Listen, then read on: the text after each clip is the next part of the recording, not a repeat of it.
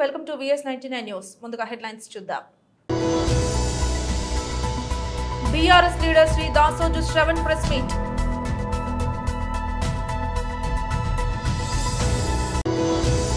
మంగళగిరి నియోజకవర్గం విస్తృత స్థాయి సమావేశంలో పాల్గొన్న నారా లోకేష్.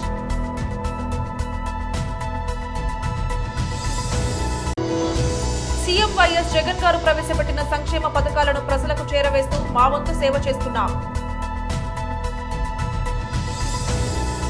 సీఎం వైఎస్ జగన్ గారి పాలనలో వాలంటీర్లు గడప వద్దకే పెన్షన్ తెచ్చి ఇస్తున్నారు.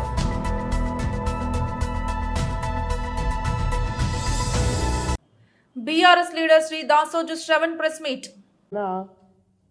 అదేవిధంగా ఈ కార్యక్రమాన్ని సామాజిక మాధ్యమాల ద్వారా కానీ ఎలక్ట్రానిక్ మీడియా ద్వారా కానీ చూస్తున్నటువంటి మిత్రులందరికీ కూడా హృదయపూర్వకంగా నమస్కారం. మిత్రులారా, ఒక ముఖ్యమైనటువంటి అంశం పైన ఈరోజు ఈ పత్రికా సమావేశాన్ని ఏర్పరచడమైంది. ఆలస్యంగానైనా చాలామంది మీడియా మిత్రులు ఈరోజు ఈ పత్రికా సమావేశానికి విచ్చేసినారు. మీ అందరికీ కూడా హృదయపూర్వకంగా ధన్యవాదం. ఇవాళ 50 మంది తెలంగాణ ప్రజలు కొత్తగా అధికారంలోకి వచ్చినటువంటి ఒక రేవంత్ రెడ్డి గారి ప్రభుత్వం ప్రజాపాలన అని చెప్పని ఒక కార్యక్రమాన్ని ప్రారంభిస్తూ ఉన్నారు. దానికి సంబంధించినటువంటి ఒక అప్లికేషన్ను లాంచ్ చేయబోతా ఉన్నారు. విధి విధానాలన్నీ కూడా చెప్పబోతున్నారని చెప్పని చాలామంది ఎంతో ఆబగా ఈరోజు టీవీల ముందు కూర్చొని సామాజిక మాధ్యమాల ముందు కూర్చొని ఎదురు చూసినారు. దురదృష్టవశాత్తు కుక్కతో ఒక గుండ్రాయి గడితే చక్కగా కాదు అని చెప్పని ఒక సామెత ఉన్నది. ఆ సామెత ఇవాళ గౌరవనీయ తెలంగాణ రాష్ట్ర ముఖ్యమంత్రి రేవంత్ రెడ్డి గారికి కూడా వర్తిస్తుంది. There is a saying also in English, old habits die hard అని. తన స్వతహా నైజాన్ని, తనకు అలవాటైనటువంటి ఒక వైఖరిని ముఖ్యమంత్రి కుర్చీలో కూర్చొని కూడా ఇవాళ అటువంటి యొక్క వైఖరిని ప్రదర్శించడం అనేటువంటిది బాధ కలిగించినట్టు ఒక అంశం. ప్రజాపాలన 6 గ్యారంటీల అమలు కోసం అని చెప్పని ఈ దరఖాస్తు ఫారంను లాంచ్ చేసినారు. ప్రతిష్టాత్మకంగా మొట్టమొదటిసారిగా అధికారంలోకి వచ్చిన తర్వాత ఒక పథకాన్ని అమలు పెట్టడం కోసమని పెట్టబడినటువంటి ఒక మీడియా సమావేశం, ప్రజలకు తెలియజేసేందుకోసం పెట్టినటువంటి ఒక మహత్తరమైనటువంటి ఒక కార్యక్రమం. అటువంటి ఒక కార్యక్రమంలో ముఖ్యమంత్రి హోదాలో ఉన్నటువంటి ఒక వ్యక్తి ఎంతో గౌరవప్రదంగా, ఎంతో పద్ధతిగా వ్యవహరించవలసింది పోయి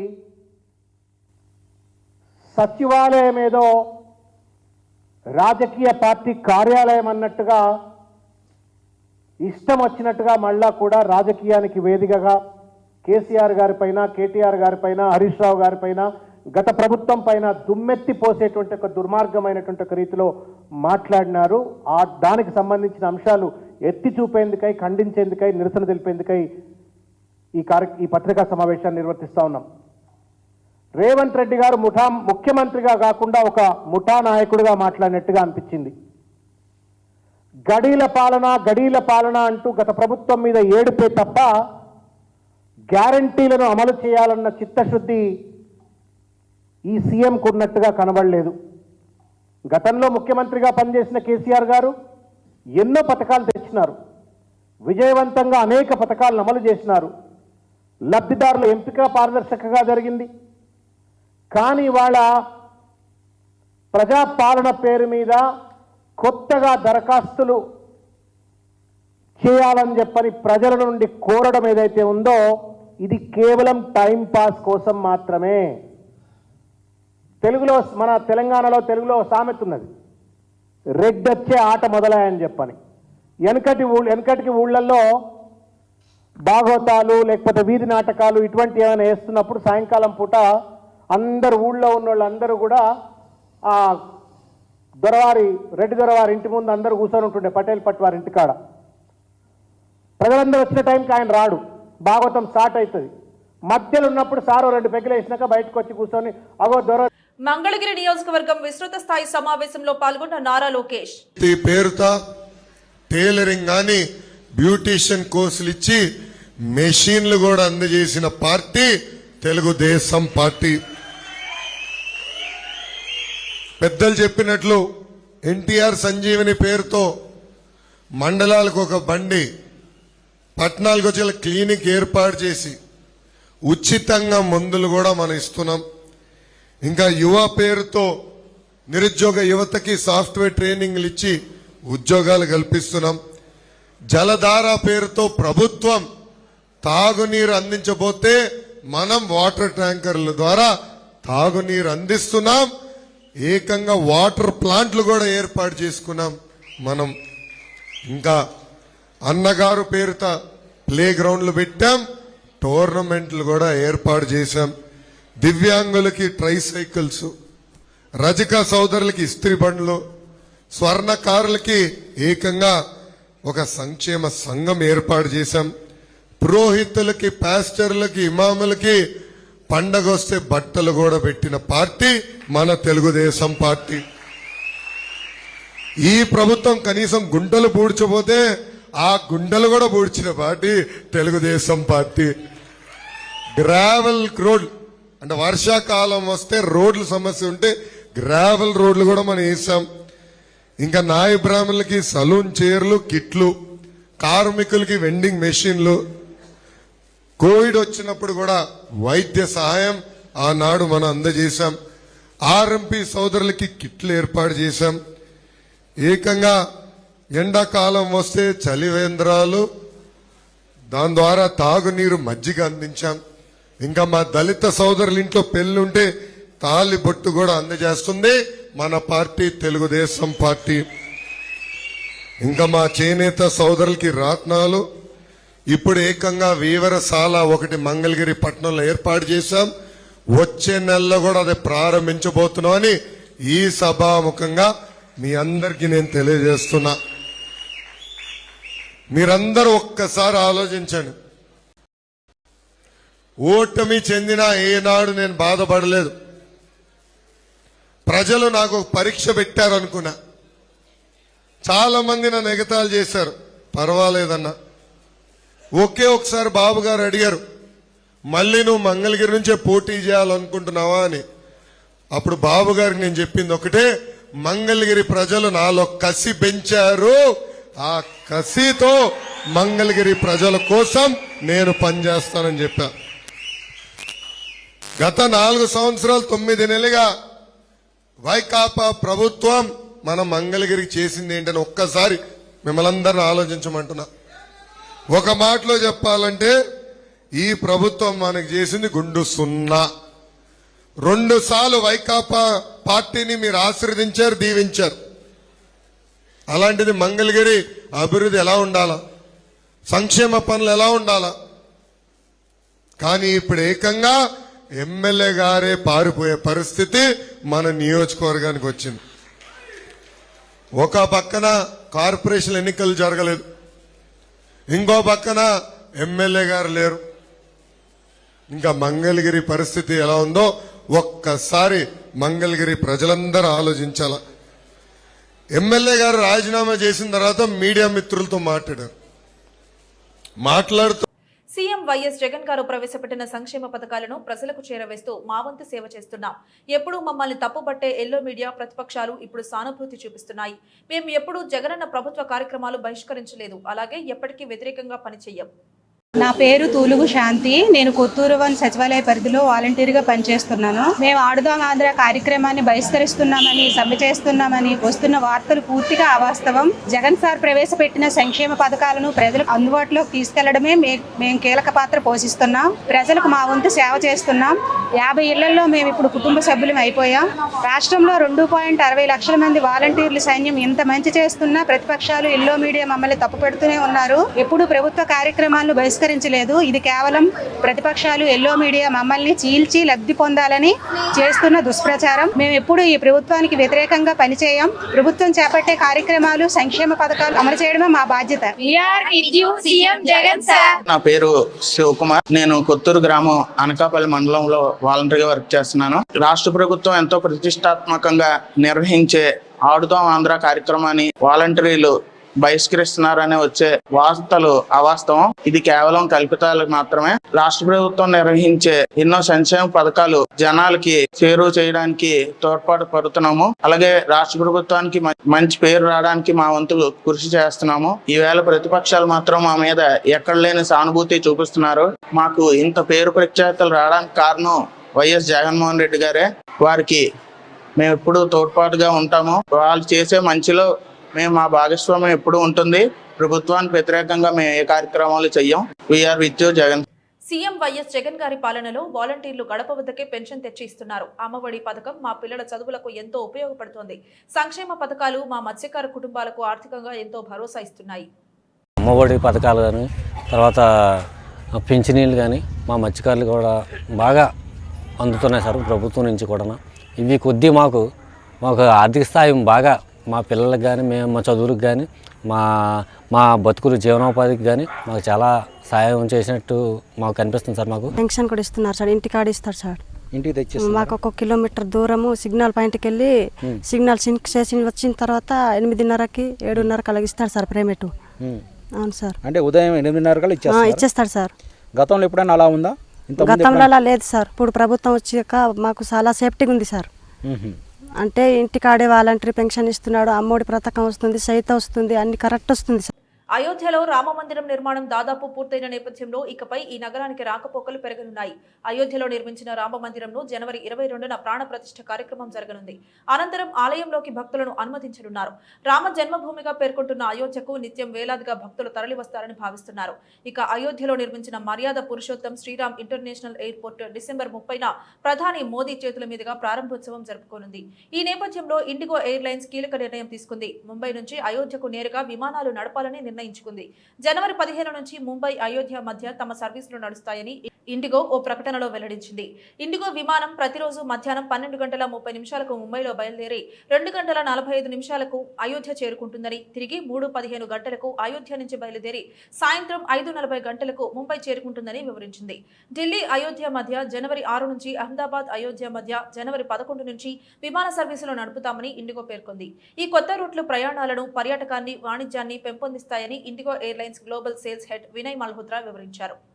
అల్వాల్ పీజేఆర్ వర్ధంతి సందర్భంగా ఆయన విగ్రహానికి పూలమాలలు వేసి నివాళులర్పించిన మైనంపల్లి హనుమంతరావు.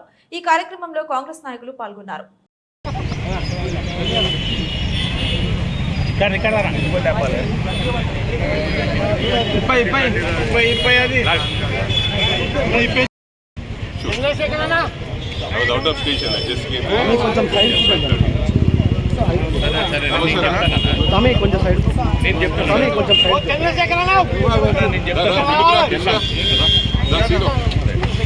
సంజయ్ నమస్తే. చంద్రశేఖర్ అని చంద్రశేఖర్ స్వామి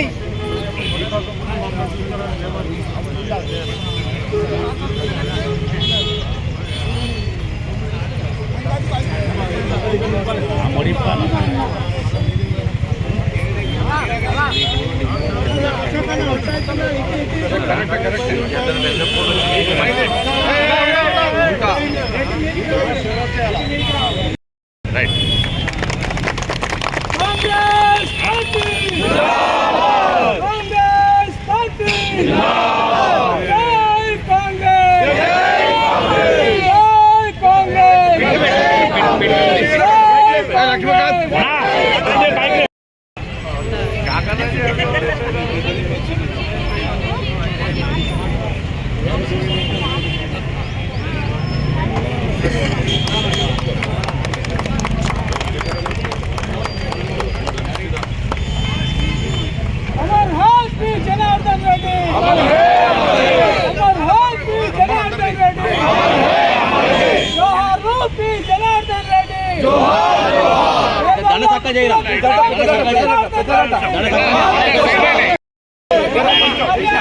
దండ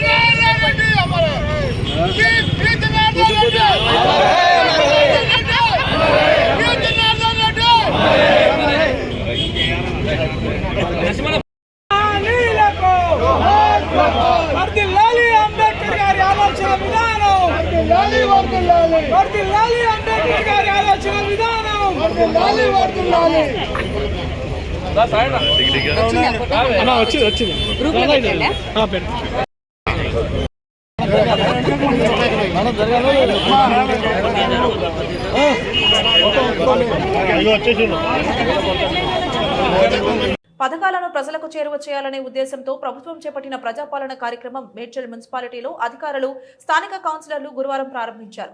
మున్సిపాలిటీ పరిధిలోని ప్రతి వార్డులో ప్రజలకు అందుబాటులో ఉండేలా ప్రభుత్వం అందించే 6 గ్యారంటీల దరఖాస్తు స్వీకరణ కేంద్రాలను ఏర్పాటు చేశారు. ఈ సందర్భంగా 23వ వార్డు కౌన్సిలర్ కౌడే మహేష్ మాట్లాడుతూ 6 గ్యారంటీల నుండి ప్రజల పట్ల మంచి స్పందన లభిస్తుందన్నారు. నూతన ప్రభుత్వం ఎన్నికల్లో ఇచ్చిన హామీలను త్వరితగతిన పూర్తి చేయాలని కోరారు.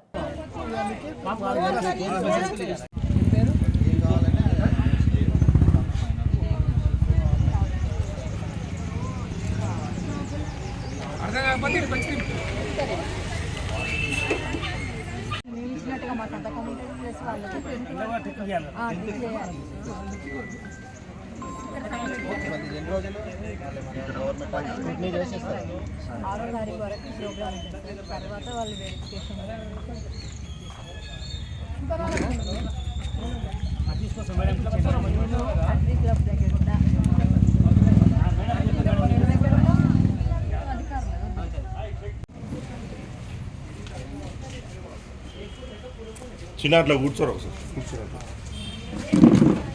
తమ్ముడు కూర్చో.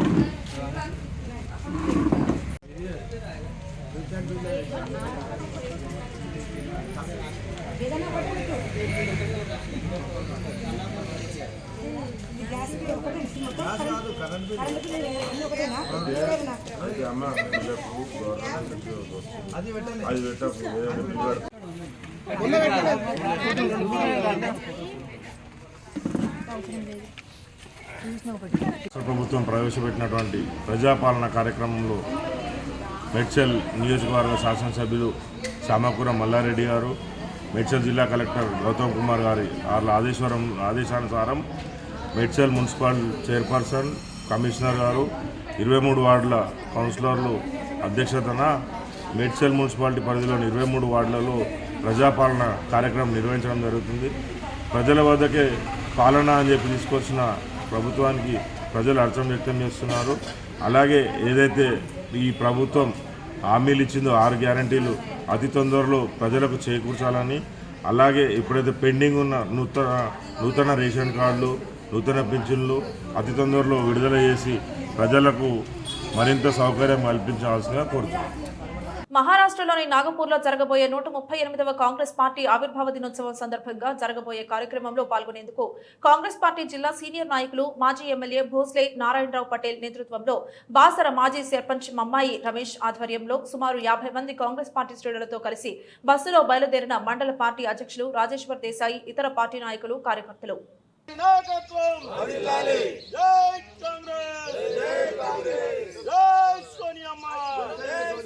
మల్కాజ్గిరి ప్రొహిబిషన్ అండ్ ఎక్సైజ్ శాఖ అధికారి శ్రీ డి అరుణ్ కుమార్ ఆదేశాల మేరకు ఏపీఎన్ఈఎస్ శ్రీ బి ముకుందరెడ్డి పర్యవేక్షణలో Malkajgiri excise inspector M Lakshman Singh ఆధ్వర్యంలో ఈ రోజు ఉదయం అల్వాల్లోని కాణాజీగూడ ఇన్సూరెన్స్ కాలనీలో ఒక ఇంటిలో నిల్వ ఉంచిన హషిప్ ఆయిల్ ను స్వాధీనం చేసుకున్నారు. బోయిన్పల్లి, హస్మాత్పేటకు చెందిన గోపాగోని విశాల్, బండరి రవితేజ అనే 2 వ్యక్తులను అరెస్ట్ చేసి వారి వద్ద నుండి 5 లక్షల రూపాయల విలువ చేసే 150 హషిప్ ఆయిల్ ప్లాస్టిక్ డబ్బాలను, వాటితో పాటు 2 ద్విచక్ర వాహనాలను స్వాధీనం చేసుకున్నారు.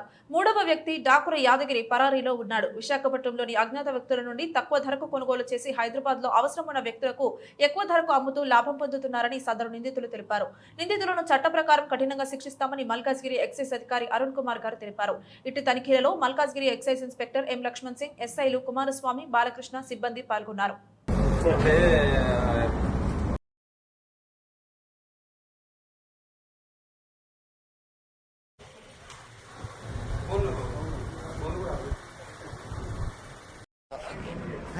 లోపల ఉంటే కాక ఏదో ఫోన్ మాట్లాడుతుంటారు కదా.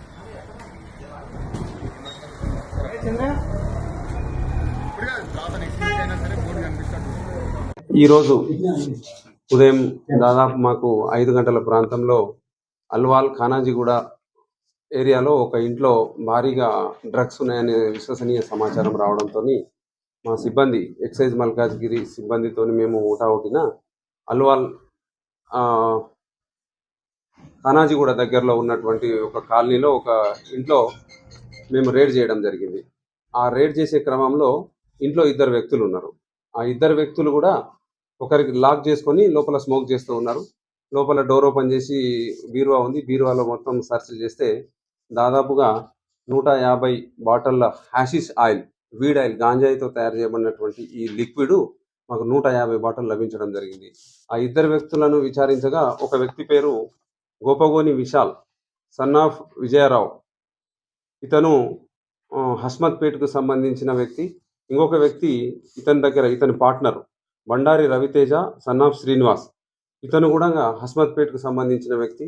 వీళ్ళతో పాటు ఇంకొక వ్యక్తి, వీళ్ళు ముగ్గురు కలిసి విశాఖ జిల్లా నుంచి పాడేరు నుంచి అక్కడ వెళ్ళి ట్రైన్ ద్వారా కానీ బస్సుల ద్వారా కానీ రెగ్యులర్గా గత 6 నెలల నుంచి అక్కడ నుంచి తీసుకొచ్చి ఇక్కడ ఉన్నటువంటి ఎక్కడైతే డిమాండ్ ఉందో కాలేజీ స్టూడెంట్లు కానీ ఆటో డ్రైవర్లను ఎక్కడ డిమాండ్ ఉందో అక్కడ వాళ్ళు అక్కడ 1000 రూపాయల చొప్పున ఖరీదు చేసి ఇక్కడ 2000, 2500, 3000 ఎంత డిమాండ్ ఉంటే అంత, ఆ విధంగా స్టూడెంట్లను టార్గెట్ చేసి ఈ వీడ్ ఆయిల్ను అమ్ముతూ వీళ్ళు వ్యాపారం చేస్తున్నారు అనమాట.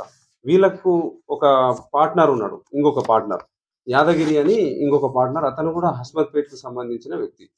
అతనిపై యాదగిరి అనే వ్యక్తిపై గతంలో జనవరిలో ఎక్సైజ్ బాలానగర్ స్టేషన్లో ఒక కేసు నమోదు కావడం జరిగింది.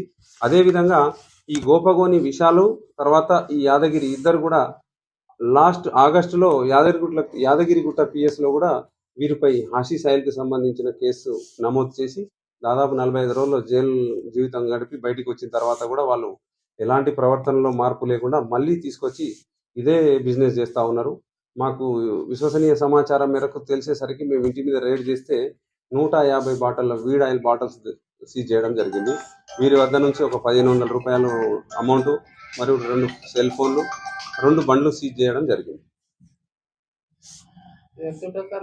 దీని వర్త్ దాదాపుగా 5 లక్షలు ఉంటుంది. దీని వర్త్ కాలేజీ స్టూడెంట్సే లక్ష్యంగా వీళ్ళు వీడ్ ఆయిల్ను అమ్ముతున్నారు. న్యాయం చేయకుంటే ఇంటిల్లిపాదికి చావే శరణ్యమని, బతుకు తెరువుకై చిన్న హోటల్ పెట్టుకుంటే మాకే పోటీగా హోటల్ పెడతావా అంటూ దౌర్జన్యం చేస్తున్న వ్యక్తుల నుంచి మాకు ప్రాణహాని ఉందని కులం పేరుతో దూషించి అన్యాయానికి ఒడిగట్టిన వ్యక్తిపై ఎస్సీ ఎస్టీ అట్రాసిటీ కేసు నమోదు చేయాలని షామీర్పేట పోలీసులను బాధితుడు బాబు బాధాతప్త హృదయంతో వేడుకున్నాడు. దళితుడినైనా నేను జీవనాధారం కొరకు హోటల్ నడిపించుకుంటుంటే అగ్రవర్ణ కులానికి చెందిన రేకర్ల నిరంజన్ గౌడ్ అన్యాయంగా అక్రమంగా దౌర్జన్యానికి పాల్పడుతూ మా హోటల్ సిబ్బందిపై మాపై దాడికి పాల్పడి అమ్మనాబూతులు తిడుతూ కులం పేరుతో మాది కూడా అని నోటికి చెప్పరాని మాటలతో దుర్భాషలాడుతూ అన్యాయానికి ఒడిగడుతున్న వ్యక్తిపై వెంటనే ఎస్సీ ఎస్టీ అట్రాసిటీ కేసు నమోదు చేయాలని, సదరు రేకల నిరంజన్ గౌడ్ తో మాకు మా కుటుంబానికి ప్రాణహాని ఉందని బాధితుడు బాబు ఆవేదన వ్యక్తం చేస్తూ న్యాయం చేయాలని డిమాండ్ చేస్తున్నాడు. న్యాయం జరగకపోతే మరణమే శరణ్యం. దళిత కులానికి చెందిన మాపై అగ్రవర్ణ కులానికి చెందిన రేకల నిరంజన్ గౌడ్ అన్యాయంగా దాడి చేస్తూ కులం పేరుతో నోటికి చెప్పరాని మాటలతో దుర్భాషలాడుతున్నాడు. మాకు జీవనాధారమైన హోటల్ నడపవద్దంటూ బెదిరింపులకు పాల్పడుతున్నాడు. రేకర్ల నిరంజన్ గౌడ్ పై చట్టపరమైన విధంగా చర్యలు తీసుకొని మాకు న్యాయం చేయకుంటే మా కుటుంబానికి మరణమే శరణ్యమని ఆ బాధితుడు ఆందోళన వ్యక్తం చేస్తున్నాడు.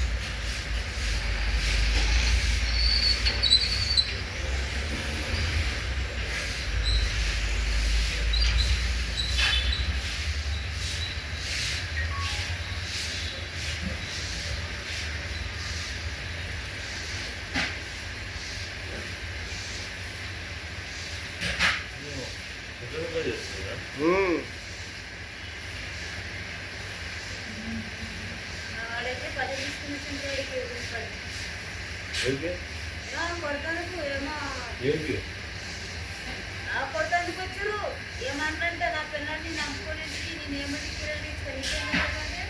ఆ పిల్లలకి ఎంత కంపెనీలో బాగా చేస్తాం పని అది 7 నుంచి సంపాదన పని మీ జీవన పేదవారందరూ అయితే బండి తీసి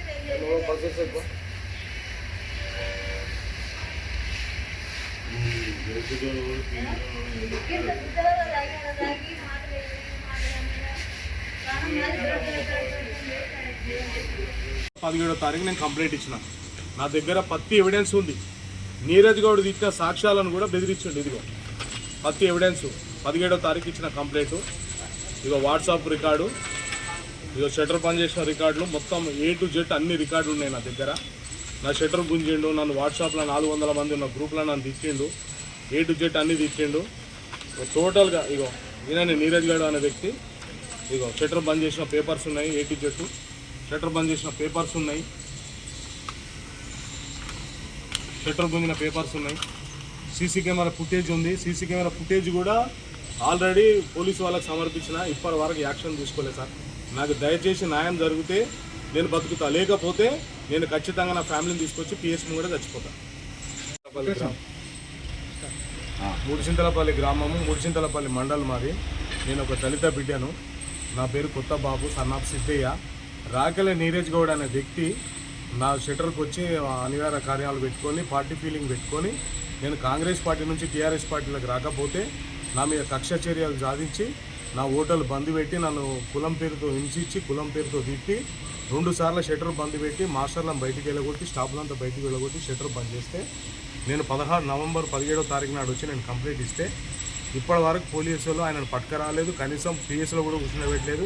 కనీసం ఆయన ఏడున్నామని కూడా ఫోన్ చేసి అడగలేదు. ఇప్పటికి 20 సార్లు పిఎస్ తిరిగి ఇప్పటి వరకు ఎలాంటి రెస్పాన్స్ ఇవ్వలేదు. ఇప్పుడు నేను వచ్చి మాట్లాడితే సిఐ సార్ ఇప్పుడు కంప్లైంట్ ఇవ్వం అంటుండు. నేను నవంబర్ 17వ తారీఖు కంప్లైంట్ ఇచ్చిన, 17వ తారీఖు ఇప్పటి వరకు ఎస్సీ ఎస్టీ కేసు మీద నేను కంప్లైంట్ ఇస్తే ఇప్పటి వరకు నాకు ఎలాంటి చర్య నడవలేదు. ఇప్పటి వరకు నాకు ఎలాంటి న్యాయం చేయలేదు. నాకు ప్రాణభయం ఉంది ఆయనతో, నీరజ్ గౌడ్తోని. నాకు న్యాయం జరిగేదాకా నేను పోరాడతా. నాకు పోలీసు వాళ్ళు న్యాయం చేస్తలేరని మీడియా దగ్గరికి వచ్చిన. మీడియా ద్వారా నాకు న్యాయం జరగాలని చెప్పేసి నేను మాట్లాడుతున్నా. పోలీసు వాళ్ళ మీద నేను అభ్యర్థపూర్వంగా, నా ఇష్టపూర్వంగా నేను పెడతలేను. నాకు న్యాయం జరగలేదని చెప్పేసి పోలీసు వాళ్ళ దగ్గరికి న్యాయం జరగలేదని నేను మీడియా ద్వారా వచ్చి నా సందేహం చెప్తున్నా. నాకు అన్యాయం జరిగింది. నేను దళిత బిడ్డను. 450 మంది ఉన్న గ్రూపులా నన్ను నీచంగా నా అమ్మ పేరు పెట్టి, నా ఫ్యామిలీ పేరు పెట్టి, నన్ను 450 గ్రూపుల మందిలో అడ్డగోల నన్ను తిట్టి, నన్ను నీచంగా మాట్లాడితే కూడా నాకు ఇప్పటివరకు న్యాయం జరగలే. ఊరంతా 200 మంది చూస్తుండగా వాడు నా షట్టర్లు బంద్ పెట్టి, నా మీద పాత కక్షలు పెట్టుకొని కక్షాపూర్వంగా పార్టీలకు రాలేదని చెప్పేసి 200 మంది ఊరంతా చూస్తుండగా 4 గంటల టైంలో వచ్చి నా షట్టర్లు బంద్ పెట్టి మా మాసాలం బయటికి వెళ్ళగొడితే కూడా ఊర్లో ఒక్క జనాలు కూడా ఆయన రౌడీజానికి ఆయన భయపడి ఒక్కరు కూడా రాలేదు. మళ్ళీ రాత్రి 9 గంటలకు వచ్చి మళ్ళీ షట్టర్ బంద్ పెడితే కూడా ఒక్కరు కూడా మా న్యాయం మాట్లాడలేదు. ఎవరైనా మాట్లాడితే నేను ఏమనకపోతే ఒక్కరు కూడా నాకు మాట్లాడలేదు. నాకు భయంతో ఇవాళ వచ్చి ప్రెస్ మీటింగ్ పెడుతున్నా.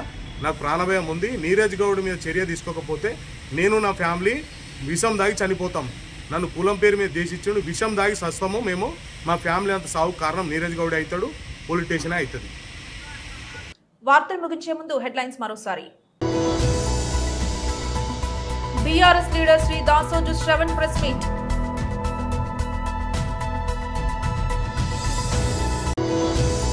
మంగళగిరి నియోజకవర్గం విస్తృత స్థాయి సమావేశంలో పాల్గొన్న నారా లోకేష్.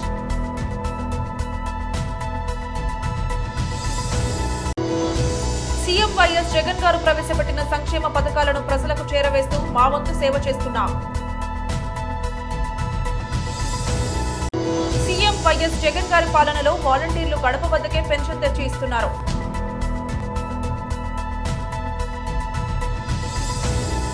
ఇది ఇవాల్టి బులెటిన్. మరొక బులెటిన్లో మళ్ళీ కలుద్దాం. అంతవరకు సెలవు. నమస్కారం.